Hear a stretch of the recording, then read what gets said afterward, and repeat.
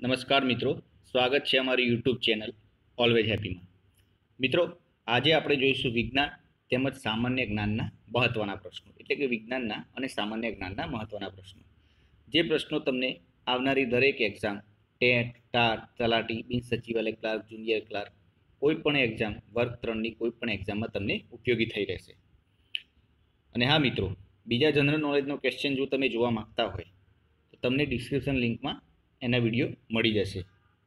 અને જો તમે અમારી ચેનલ ઉપર નવા હોય તો પ્લીઝ ચેનલને સબસ્ક્રાઇબ કરી દેજો અને બેલ આઇકોનને પણ દબાવી દેજો, જેથી કરીને આવનાર હરેક વિડીયોની નોટિફિકેશન સૌપ્રથમ આપને મળી રહે।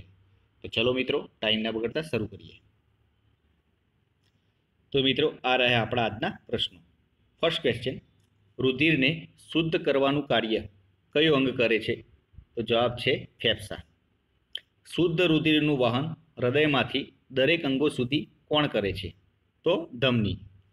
દરેક અંગોમાંથી અશુદ્ધ રુધિરનું વહન હૃદય સુધી કોણ કરે છે? તો શિરા। શુદ્ધ રુધિરનું વહન ધમની, અશુદ્ધ રુધિરનું વહન શિરા કરે છે। લોહીનું દબાણ માપવા માટે કયા સાધનનો ઉપયોગ થાય છે? તો લોહીનું દબાણ માપવા માટે સ્પિગ્મોમેનોમીટર આ સાધનનો ઉપયોગ થાય છે। બેક્ટેરિયાની શોધ કયા વૈજ્ઞાનિકે કરી હતી? તો બેક્ટેરિયાની શોધ એન્ટીવોન લ્યુવેનહોક નામના વૈજ્ઞાનિકે કરી હતી।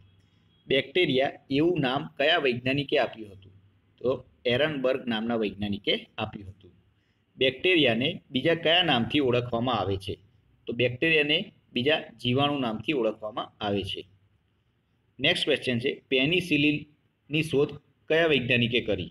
તો એલેક્ઝાન્ડર ફ્લેમિંગે પેનિસિલિનની શોધ કરી। સૌપ્રથમ શોધાયેલી એન્ટીબાયોટિક દવા કઈ છે? તો સૌપ્રથમ શોધાયેલી એન્ટીબાયોટિક દવા પેનિસિલિન છે।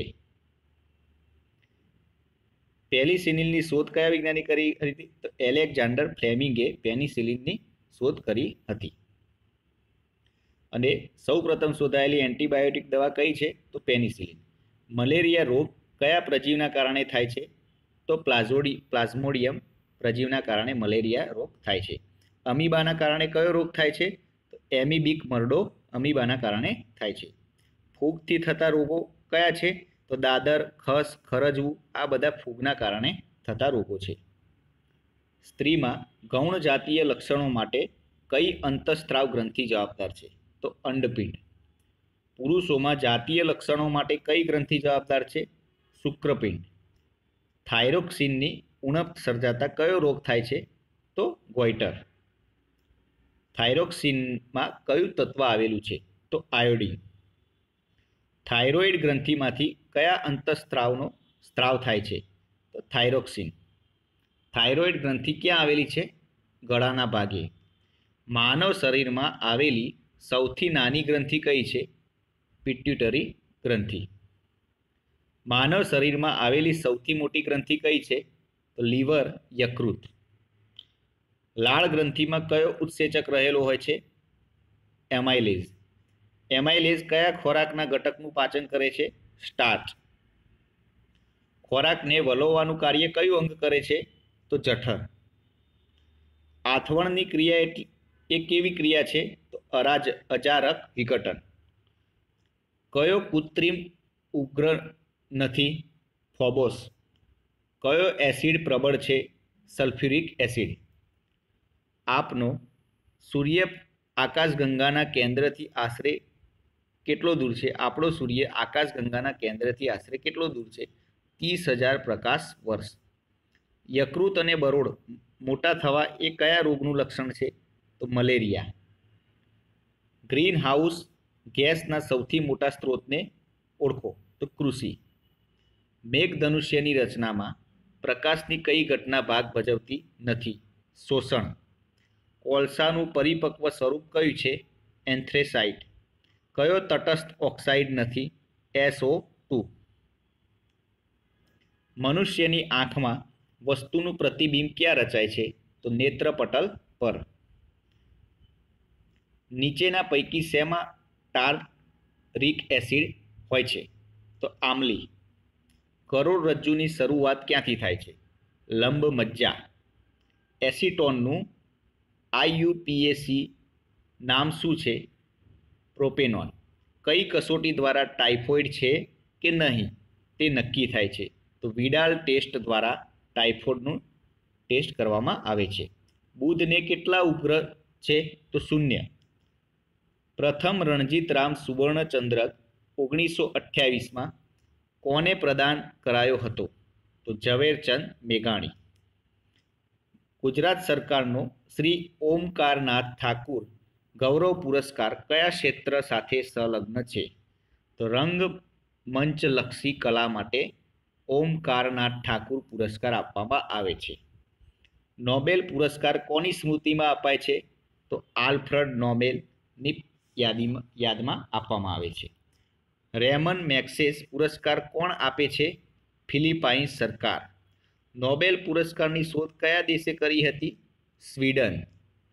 ધન્વંતરી પુરસ્કાર કયા ક્ષેત્રમાં અપાય છે? ચિકિત્સા.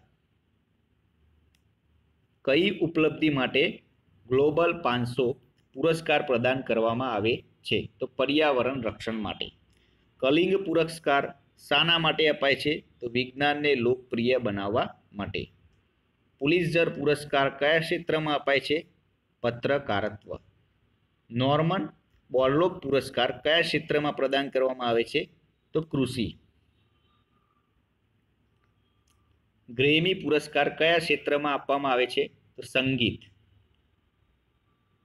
સરસ્વતી સન્માનથી સન્માનિત થનાર પ્રથમ મહિલા કોણ? હરિવંશરાય બચ્ચન. કયા ક્ષેત્રમાં અસાધારણ યોગદાન માટે શાંતિ સ્વરૂપ ભટનાગર પુરસ્કાર પ્રદાન કરવામાં આવે છે? તો વિજ્ઞાન. અર્જુન પુરસ્કાર કયા ક્ષેત્ર સાથે સંકળાયેલ છે? રમતગમત. જ્ઞાનપીઠ પુરસ્કાર કયા ક્ષેત્રમાં આપવામાં આવે છે? સાહિત્ય. કયા પુરસ્કારને નોબેલનો એશિયાઈ સંસ્કરણ માનવામાં આવે છે? તાંગ પુરસ્કાર.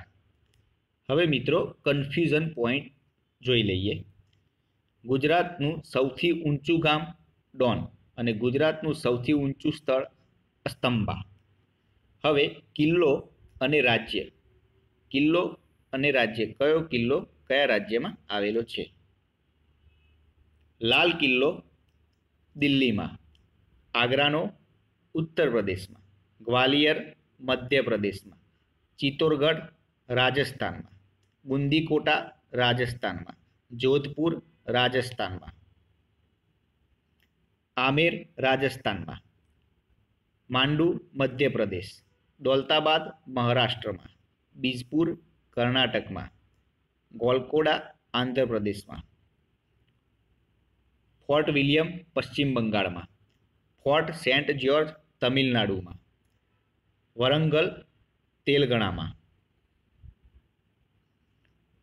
હવે વિશ્વના મહાન સંગઠનો અને તેના મુખ્ય કાર્યાલયો ક્યાં આવેલા છે?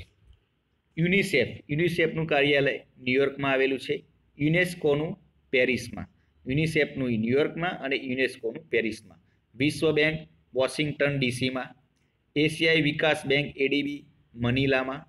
NATO Brussels. Amnesty International London. આંતરરાષ્ટ્રીય મુદ્રા કોષ IMF વોશિંગ્ટન ડીસીમાં. Red Cross Geneva.